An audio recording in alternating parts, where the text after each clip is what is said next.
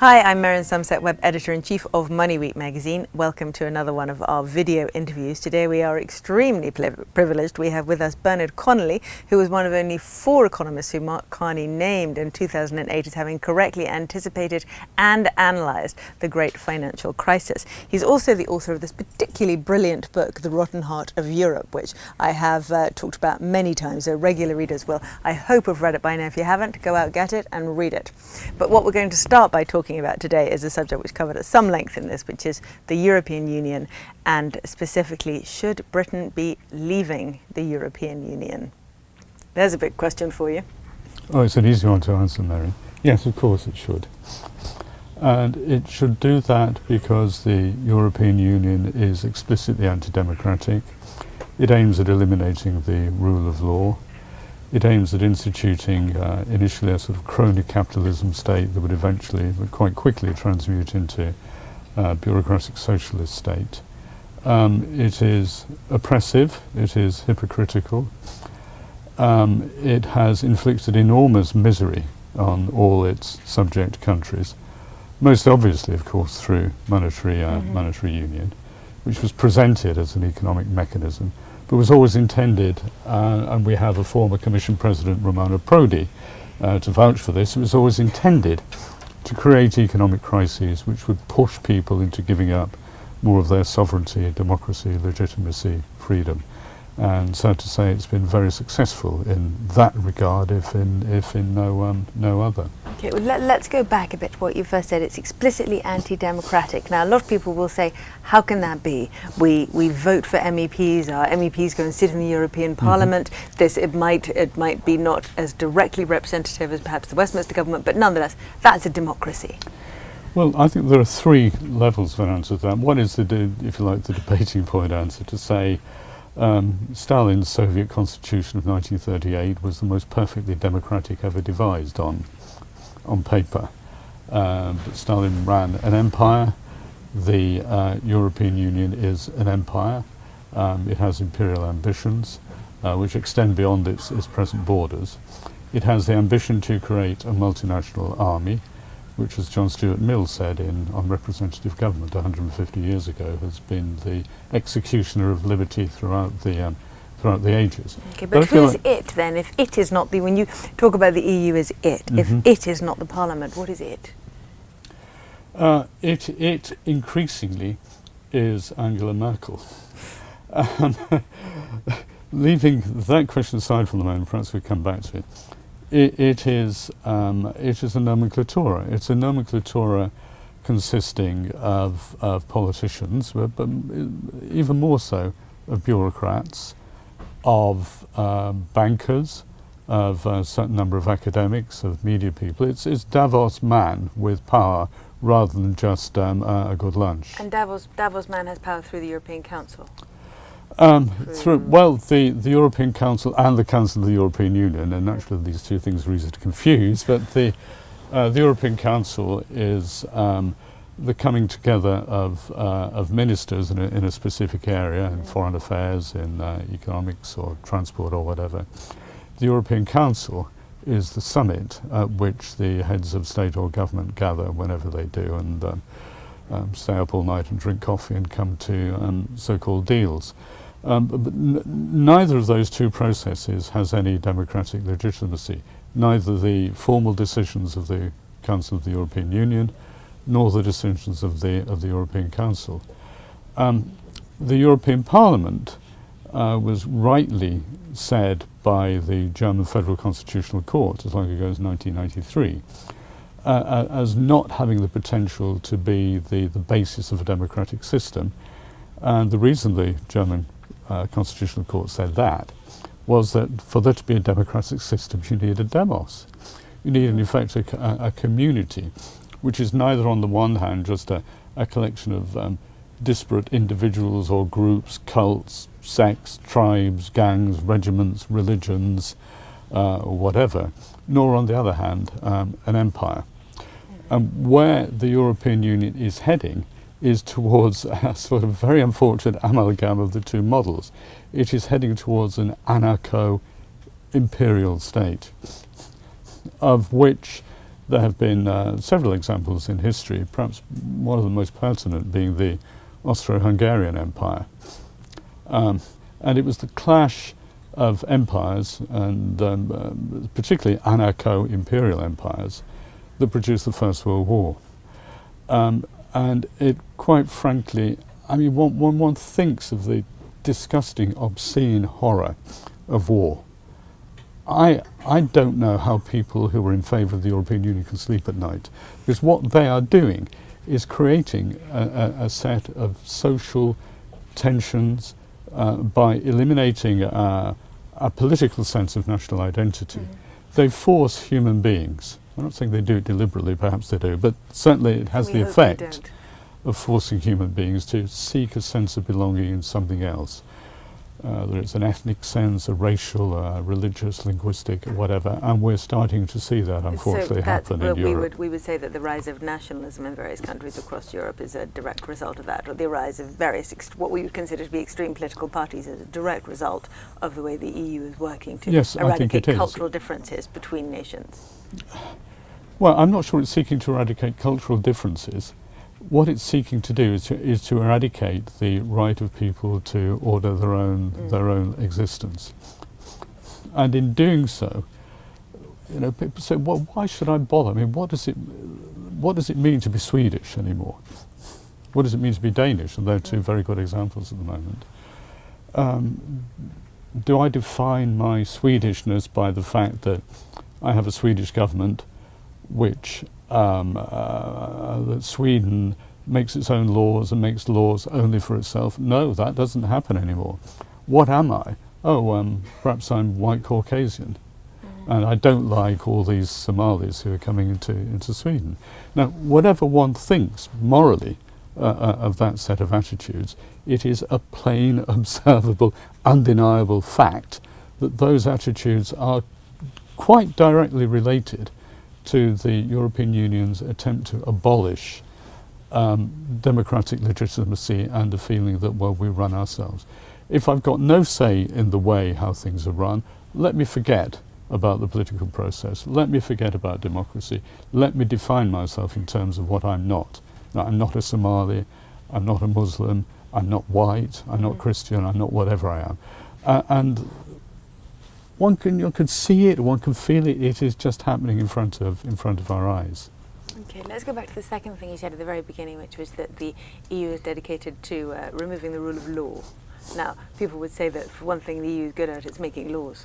Well, making laws and the rule of law are not quite the same thing, as the early Stuarts discovered when they came down from Scotland. They didn't understand English common law. And they made lots of laws, not necessarily through the parliamentary process, but through sovereign prerogative. And that attempt to, if you like, eliminate the rule of law by making laws was, of course, a major factor in the outbreak of that really horrific conflict. The English, and for that matter, more generally the British civil wars, which killed, I think, a bigger proportion of the population than the First World War did. Who is supposed to uphold the rule of law in the European Union? Well, it's the European Court of Justice, so-called, which has quite explicitly said that what matters is not international law, it's not domestic law, it's not constitutions. It's not even it's not even natural law. What matters is the attempt to advance une certaine idée de l'Europe, a certain idea of Europe decided by themselves, and nothing must stand in the way of that. And in pursuit of that objective, they have completely trampled over most aspects of international law. And they do that quite openly and brazenly, and congratulate themselves for doing it. Can you give us an example of that? Well, the treaty itself said, the original treaty, the Treaty of Rome, said that there shall be a court which will uphold the law. Now, what did the law mean at that point when the treaty was written? Well, presumably it meant some mix of the domestic laws of the various member states and international law. Now, public international law plays no part whatsoever in the decisions of the European Court of Justice, and there's actually, you've been plugging my book, let me plug another one from the same time, from 1995, by an Irish jurist, D.R. Phelan, called Revolt or Revolution, which goes into very significant detail about the way in which the idea of community law has supplanted and overridden not only domestic law but also public international law. That was written 20 years ago, and in the 20 years since then we've had far more examples. One of the most blatant ones recently being the ECJ's decision that outright monetary transactions by the ECB are permissible under the treaty. Absolutely contrary to the opinion of the German Federal Constitutional Court. And in my view, and I think in the view of many other people who've actually read the treaty, not all that many of us, completely contrary to the intention of the treaty. But the words of the treaty don't matter. The words of international law don't matter. The words of constitutions don't matter. What matters is une certaine idée de l'Europe. And anything that drives Europe towards a political union is fine. Anything that retards that is out of the question. And one of the things that might retard that movement towards a political union is freedom of speech, freedom of expression, freedom from arbitrary arrest and unfair trial. Mm-hmm. But both the Charter of Fundamental Rights, which is an integral part of the Lisbon Treaty, and a series of rulings by the European Court have said in terms that all and any political rights, including freedom of expression, freedom from arbitrary detention, unfair arrest, can be overridden if necessary in pursuit of objectives of general interest of the Union. Well, what does that mean? And that's nothing more than raison d'etat. Yeah. They can do what the hell they like. Mm. I'm sorry, what was the follow-up question from that? I've lost you for a moment. I haven't the faintest idea. I'm sure there will be one. My last question was for an example, which you've now given us, so I think no one can be in any doubt on that one. So, but if we agree, and I think we probably can, that for reasons of sovereignty, democracy, personal freedom, etc., well, we'll be better off out than in. A lot of people seem to simply not care about that. What they care about is the economic impact of leaving. So a lot of the Remain argument is based around, well, it will be an economic disaster for us if we leave. Our trade will collapse, 3 million jobs will go, etc., etc., etc. Now, where are the risks there?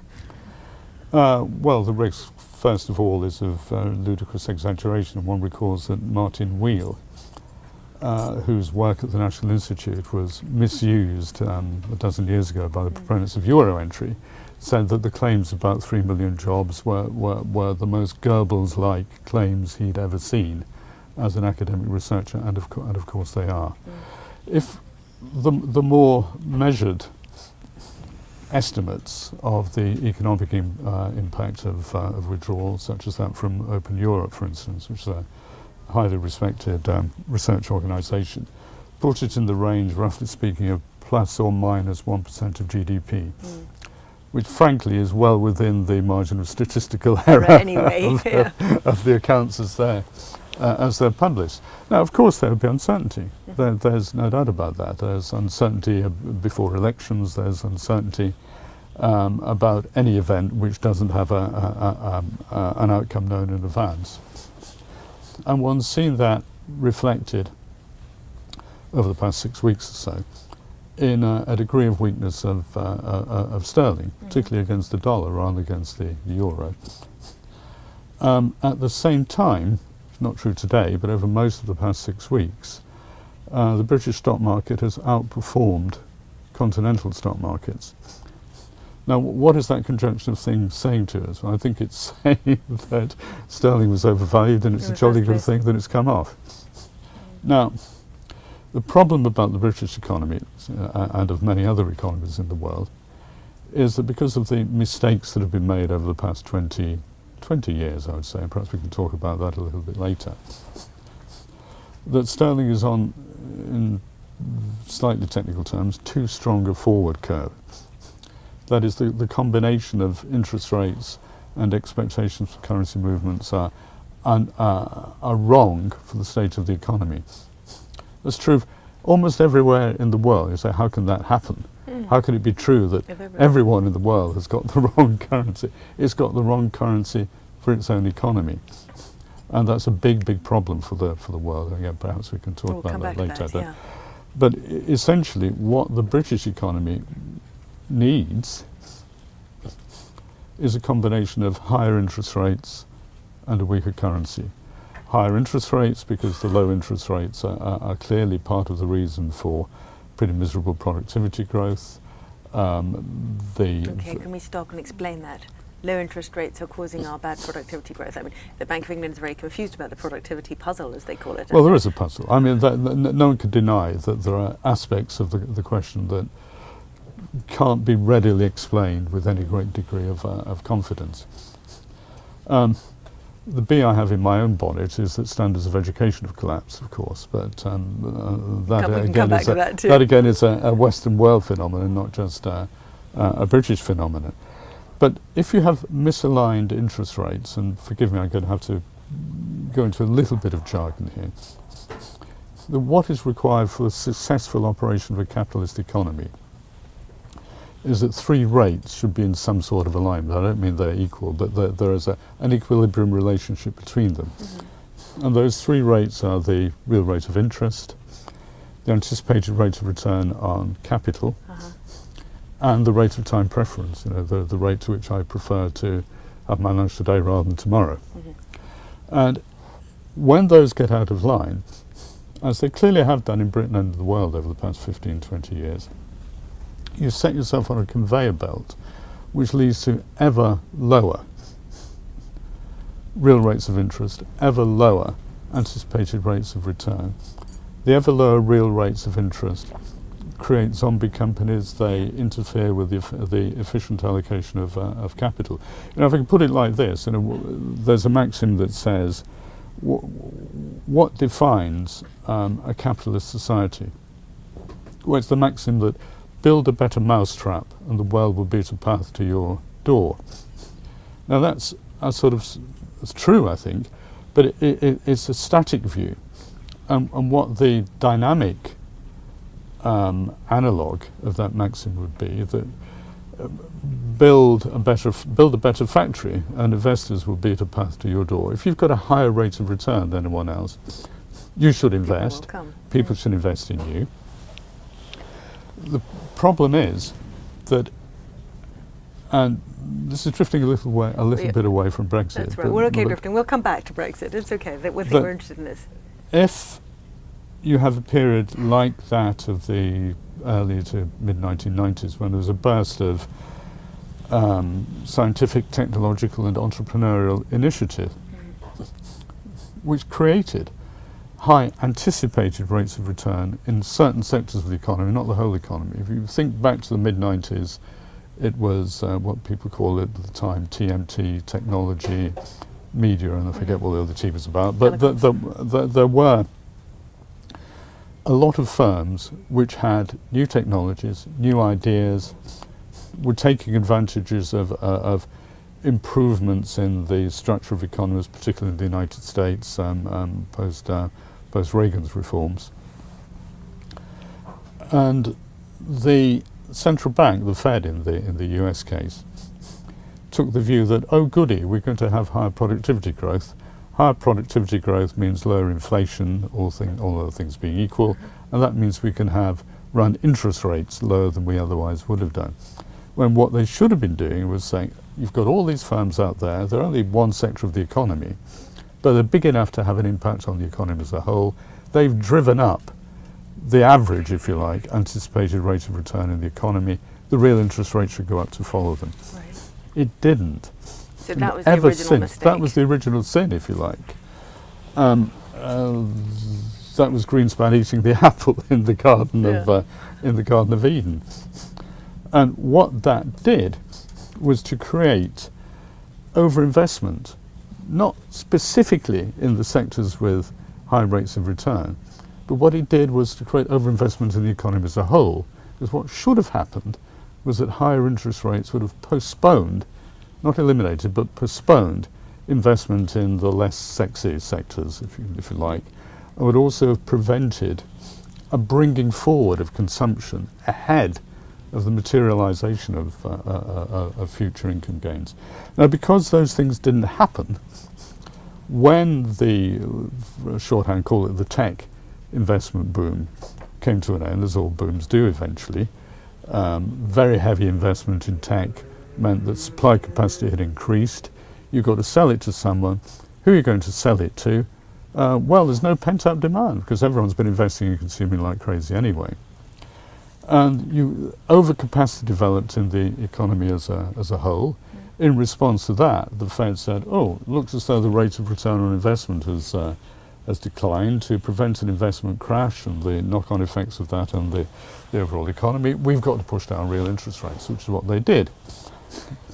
But in attempting to re-establish an equilibrium between a reduced anticipated rate of return on the one hand and reduced real rates of interest on the other, they pushed both of those rates further away from the rate of time preference.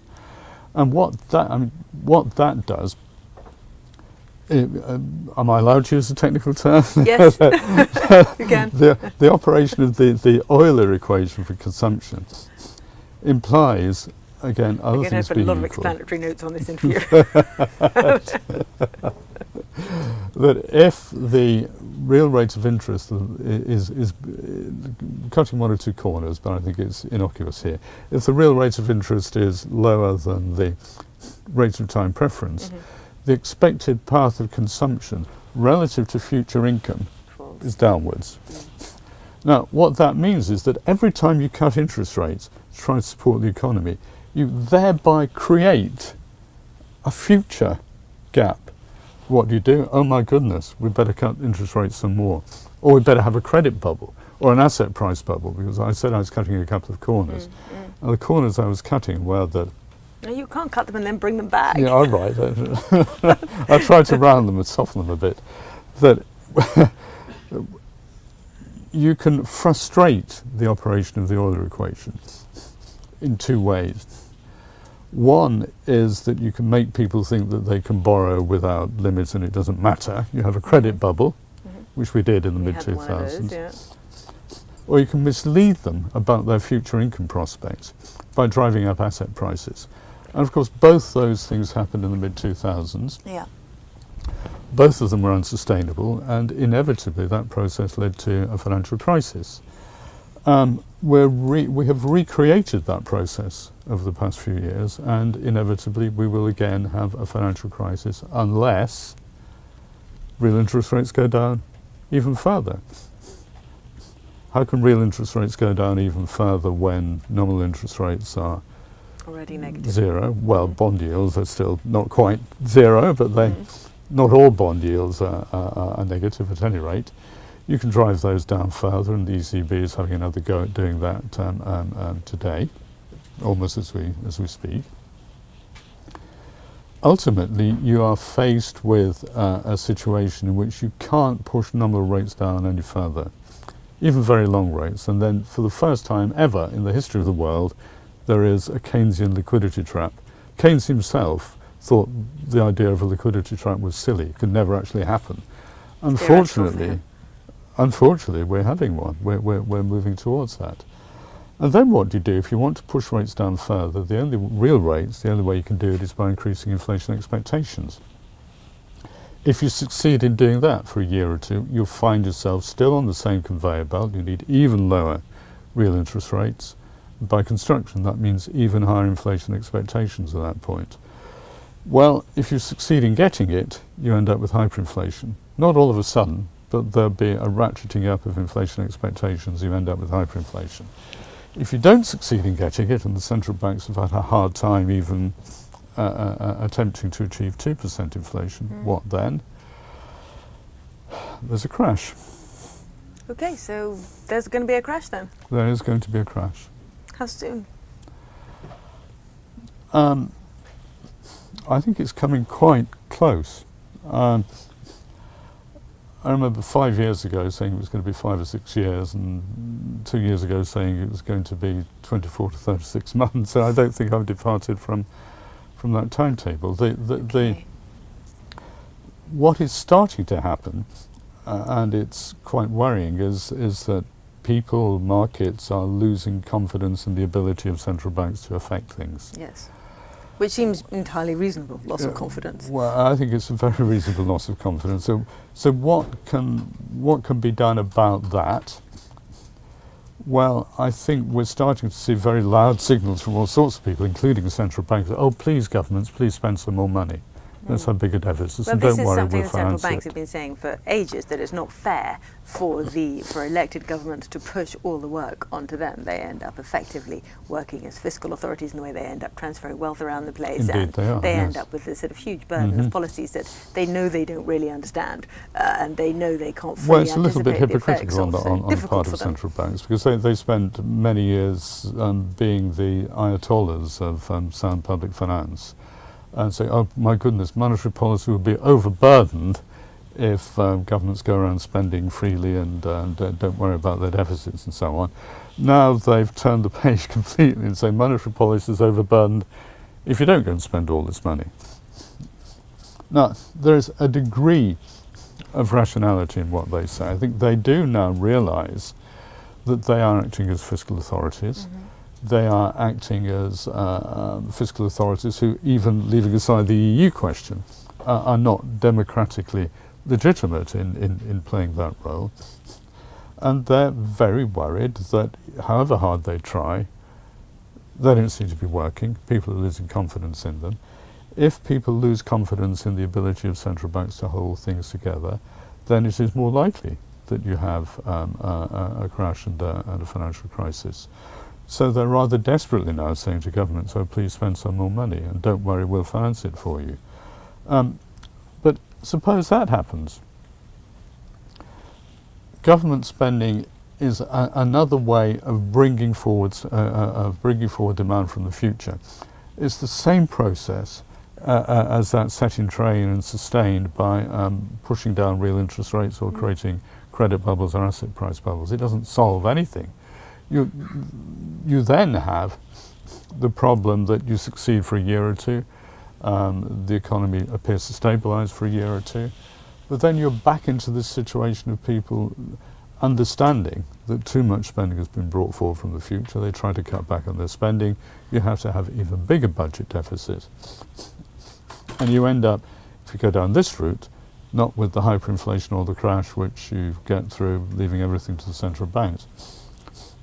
You end up ultimately with a complete socialisation of economic activity. And we've seen another side of that today, not from an explicit fiscal authority, but from the ECB in deciding it's going to buy corporate bonds. Yeah. It's interfering far more directly in the credit allocation mechanism than it has done so far. And there's no end to the process. So what is the, you've given us two unpleasant end games. Is there anything that either the fiscal or the monetary authorities could do or not do now that could bring us to a better place?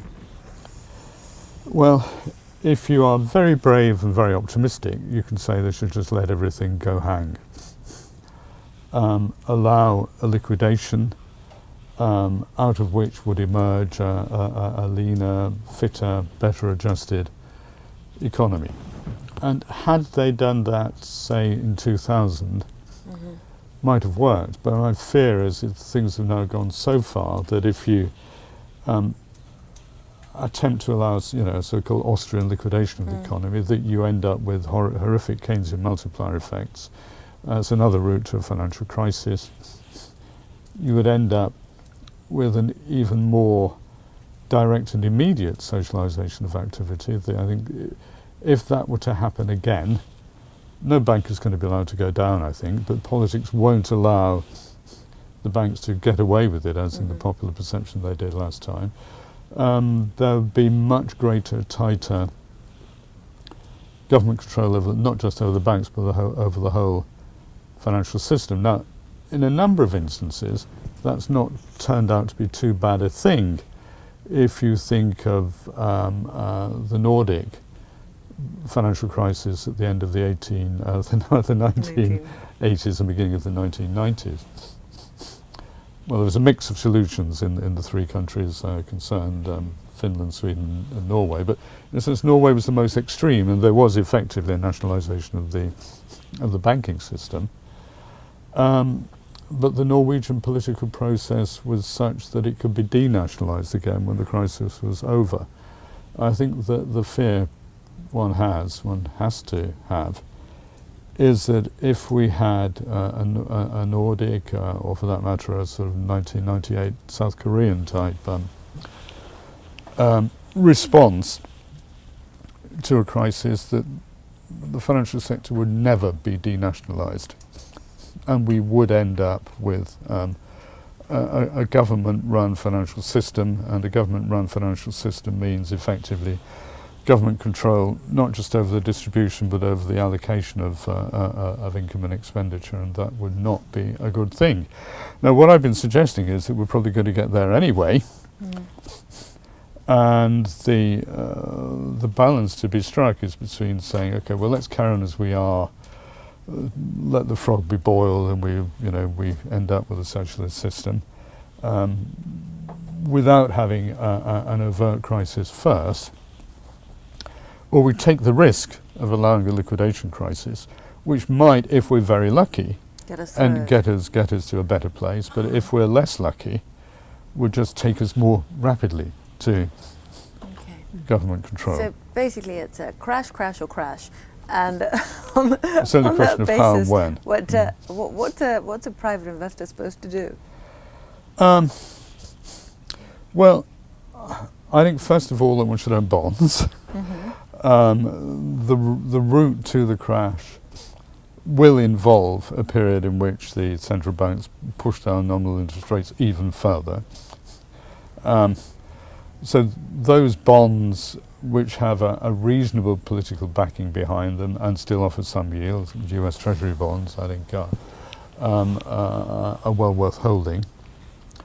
I have a personal preference for gold. In the sort of scenario I've been outlining, there is going to be at least a period of massive risk-off behaviour and fear about either liquidation of financial crisis, in which case you don't want to hold anyone else's debt, you want to hold an outside asset, of which gold is one, or there is going to be rapidly accelerating inflation, in which case again gold is a decent hedge. Looking further ahead in the scenario I've outlined, the government's just not going to allow it to hold it. In the intervening period, I think it is a useful hedge. It's been an insurance policy, and there has been a premium to pay for holding that insurance policy. And one hopes, by and large, you pay an insurance premium and you hope you never get paid out on it. And I think that's the attitude to adopt now, that one hopes that one never gets paid out on gold.